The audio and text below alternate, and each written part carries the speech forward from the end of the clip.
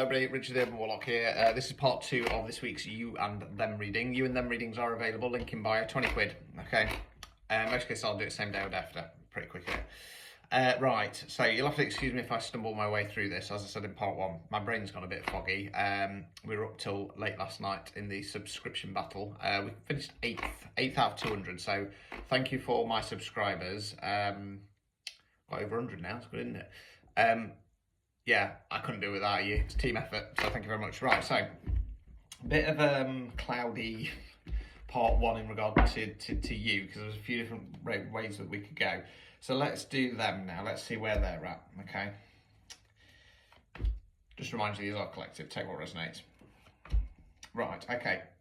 So it's looking all right. I mean, I'm not sure I was going to link into this connection. So the first card is the Five of Swords. Swords are where we think, words we use. Now, they're the figure in the foreground. There's two figures that have laid their swords down, they're walking away. It often talks about a difference of opinion, direction, stuff like that, and who's going to come out on top.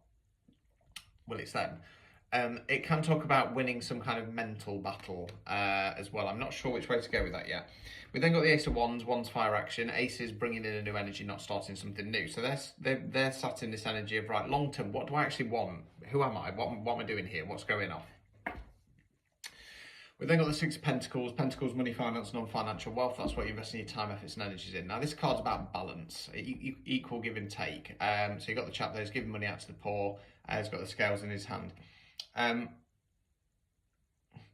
kind of want to say that they want to bring more balance into whatever this connection is. I'm not sure why, but I might change my mind. We'll see.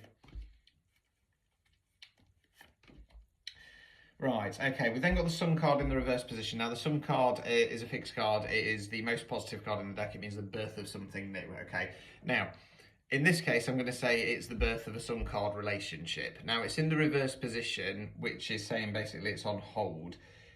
It's on, right, going back to part 1, I'm going to say that they came in and they gave you a little bit of an offer. They could have said a few nice things. They could have complimented you, and they didn't get a response back. You didn't know how to take that, so you've gone into Hanged Man. What do I do? What do I do? What do I do? Hanged Man in the reverse. And I'm going to say that it's you with the Page of Wands. You didn't then come back with a response, okay? This has put the Sun card relationship on hold, okay? Because they don't have a response now, that's put them in the Five of Swords. Swords are where we think, words we use. Talks about periods of rest, okay? Withdrawing on a mental level. Could be that they've got other things to focus on as well. Yeah, okay, leave that there. Overall outcome card. Ace of Swords in the reverse position. Swords are where we think, words we use. Now, again, another ace, bringing new energy. They're holding off changing their mind about the situation, you know what I mean? Because there probably is quite the temptation to go, I've got to push forwards on my own, you know what I mean?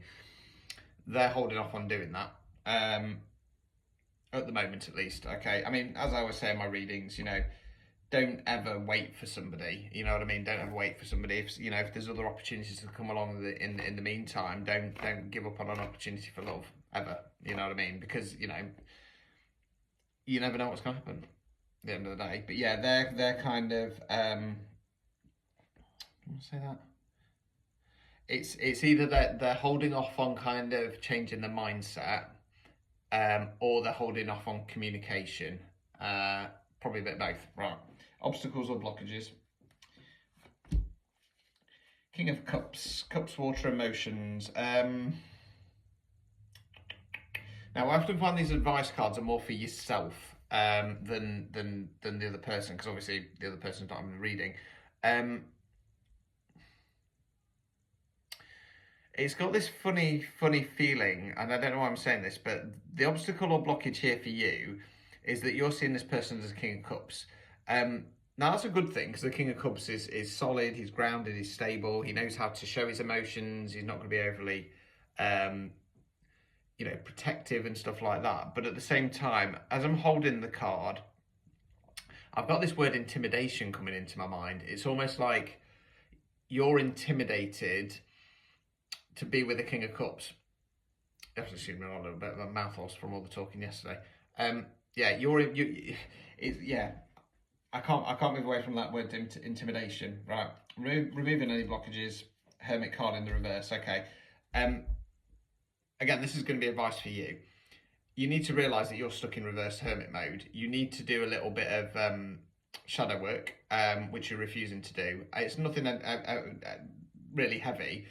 It feels more along the lines of you need to shine a light on the situation. Okay, you need to shine a light on what this is, where this is going, stuff like that. Now, this is one of those really fucking unusual ones for my collective, because normally they're sort of like toxic karmic relationships.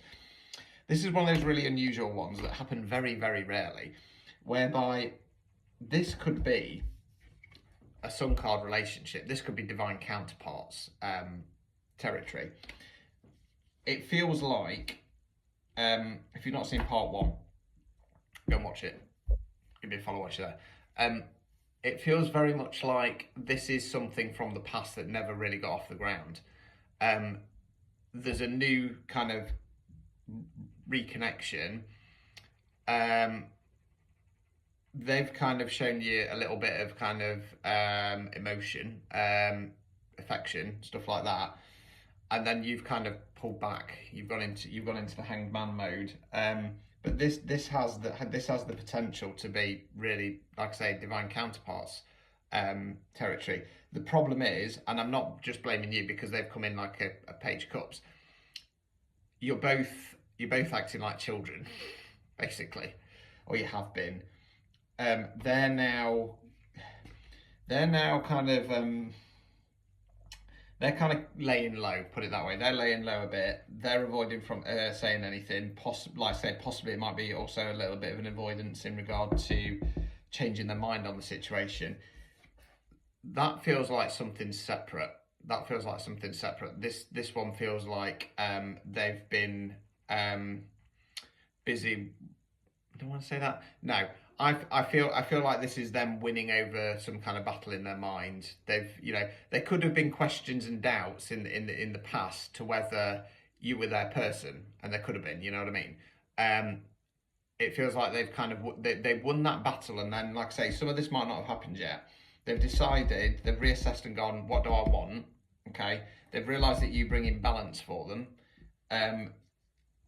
This connection, this sun card connection, it's been held off. It's been held off, and ultimately, it's down to you to make the choice here. Okay, down to you to make the choice. Now, as we saw in the U reading for the outcome card, it does look like you're going to make a decision, but whether that decision is to come forward to this person or stay where you are, who knows? Who knows? But anyway, yes, I'll leave it there. Ta-ta for now.